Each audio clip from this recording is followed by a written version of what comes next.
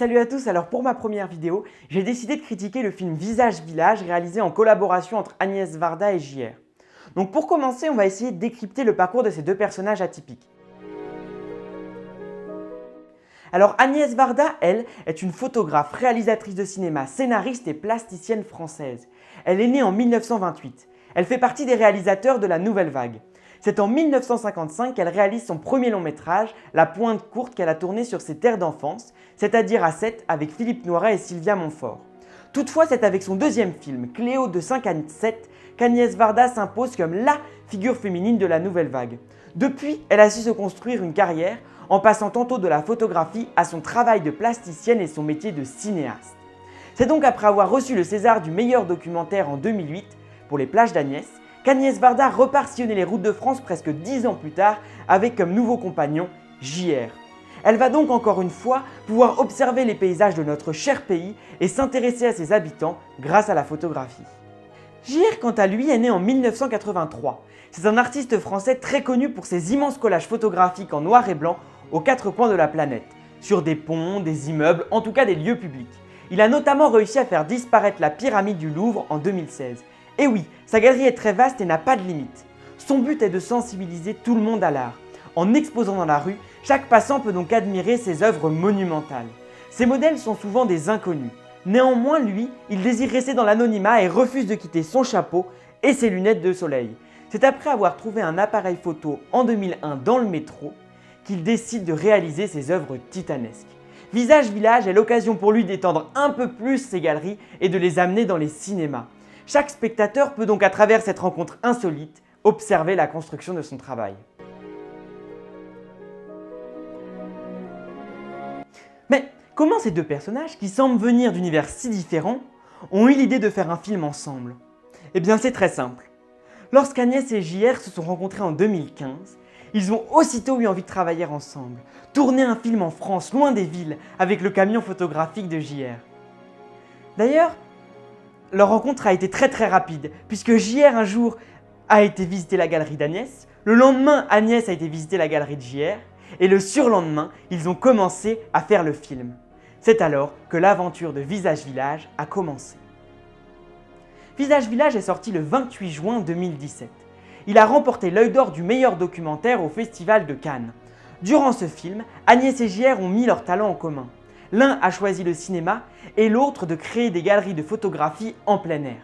Durant ce film, ils sont allés vers les autres, les ont écoutés et parfois photographiés. Ce film raconte aussi l'histoire d'une amitié grandissante entre Agnès et JR qui a mûri tout au long du tournage. Mais qu'en pense la presse? Qu'a dit la presse lorsqu'Agnès et JR ont eu l'idée de faire ce film? Eh bien, au début, la presse a été très réticente quant au projet d'Agnès et de JR.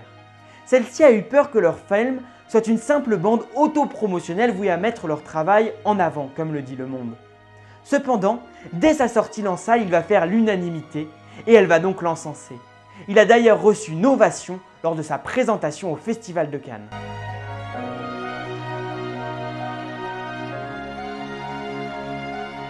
En fait, depuis que je suis allé le voir, il n'y a qu'un mot qui me vient à l'esprit, c'est exceptionnel. Ouais, ce film, il est vraiment pour moi exceptionnel parce que il transmet énormément d'émotions. Agnès et JR, ils nous emmènent dès la première seconde, dès le début, dans leur voyage à travers la France et plus précisément à travers la campagne française. D'ailleurs, le film il s'ouvre sur une magnifique phrase de JR qui est « Moi j'ai 33 ans et toi je dirais plutôt que tu as 88 printemps ». L'excellente musique de Mathieu Chédid, bien sûr, elle nous transporte également. Ce film il nous montre à quel point l'art c'est quelque chose de nécessaire dans notre vie puisque l'art il permet de dénoncer, de transmettre, mais aussi et surtout d'aimer. L'art il permet de créer des liens et de rassembler. On a rarement la chance d'avoir des films où on peut voir, et même je pense pour certains, découvrir nos campagnes françaises et ceux qui y vivent. Agnès et JR, ils se sont donc attelés à une tâche difficile qu'il aurait d'ailleurs peu connue, puisque JR, lui, il expose plutôt dans des galeries, enfin dans le milieu urbain plutôt. Mais pour moi, leur travail, il n'a pas du tout été vain, il a d'ailleurs été même très fructueux. Par ailleurs, le fait d'exposer en extérieur, ça permet certes de rendre les œuvres accessibles à tous, comme je l'ai déjà dit, mais aussi de montrer que l'art, comme les individus, il évolue au cours du temps. L'art, il s'embellit, il vieillit.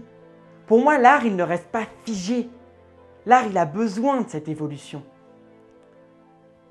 Ce qui est très beau dans ce film en plus, c'est qu'en plus d'observer les titanesques œuvres d'art d'Agnès et de JR, on peut aller à la rencontre des personnes qui sont sur ces œuvres. Et même celles qui vivent autour. Et ça, pour moi, c'est très très important puisque ça nous permet de comprendre ces œuvres, de comprendre l'impact qu'elles ont. Ensuite, entre deux lieux, entre deux villages, on peut, nous, spectateurs, contempler les magnifiques paysages de notre campagne française. Et en fait, quand je vous parle, à ce moment, en fait, il y a un paysage qui me vient à l'esprit, c'est le champ de tournesol, avec tous les tournesols fleuris, bien jaunes. Et vraiment, cette image, elle m'est restée, je la trouve magnifique. En outre, au cours de ce documentaire, on peut observer l'amitié entre Agnès Varda et JR Evolué. En effet, c'est un moyen pour eux, ce film, de se découvrir. Le spectateur, il peut d'ailleurs apprendre, donc nous, on peut d'ailleurs apprendre quelques moments marquants de sa jeunesse, de sa carrière, et aller sur ces lieux emblématiques qui l'ont marqué, qui ont marqué sa vie. Une complicité, elle s'instaure donc entre ces deux personnages, et ce qui est très beau aussi, c'est le partage qui a lieu dans le film. Puisque ces deux personnages, ils sont séparés d'une différence d'âge énorme, ils ont 50 ans de différence d'âge. Et pourtant, chacun apprend des choses à l'autre, c'est-à-dire qu'Agnès apprend des choses à JR, et JR apprend des choses à Agnès. Et donc ça permet de rendre ce film très complet. Ces deux personnages sont complémentaires. Et cette différence d'âge, c'est l'occasion de renforcer cette amitié singulière qui séduit, je le pense et même j'en suis sûr, un bon nombre de spectateurs. Leur relation, ils prend d'ailleurs une attitude parfois de vieux couple, et ça c'est assez marrant avec les nombreuses petites chamailleries qui jalonnent le film. Maintenant, parce qu'il y a énormément de conversations entre ces deux personnages, et ces conversations, elles sont filmées de dos, avec un plan assez large, et ça fixe un cadre très intime, puisque nous, spectateurs, on s'imagine alors leur visage. En plus, le fait de laisser de la place entre ces deux personnages, ça nous permet de casser cet écran qui nous sépare d'eux. Ça nous permet de rentrer dans ce documentaire, on est avec eux, on participe à leur dialogue. Et ça, pour moi, ça m'a permis vraiment d'être dans le film, d'être avec eux.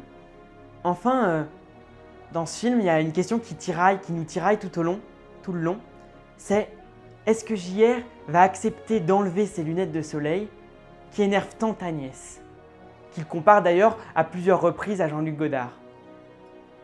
Eh bien, pour le savoir, je vous invite à aller voir ce film qui, sans aucun doute, vous permettra de vous évader de votre quotidien durant 1h30 et de prendre place à bord du camion photographique et même, je dirais, magique de JR pour sillonner les rangs de France et rencontrer ses habitants. Je vais finir ma critique sur une phrase d'Agnès qui, je le pense, résume le film. C'est le but, c'est le pouvoir de l'imagination. Merci beaucoup d'avoir regardé cette vidéo, j'espère qu'elle vous a plu. Et en tout cas, n'hésitez pas à vous abonner à ma chaîne. Et surtout, si vous avez des remarques ou même des conseils à me donner, mettez-les dans les commentaires, ça m'aidera vraiment à progresser dans YouTube. Bon bah, j'espère à très vite. Salut!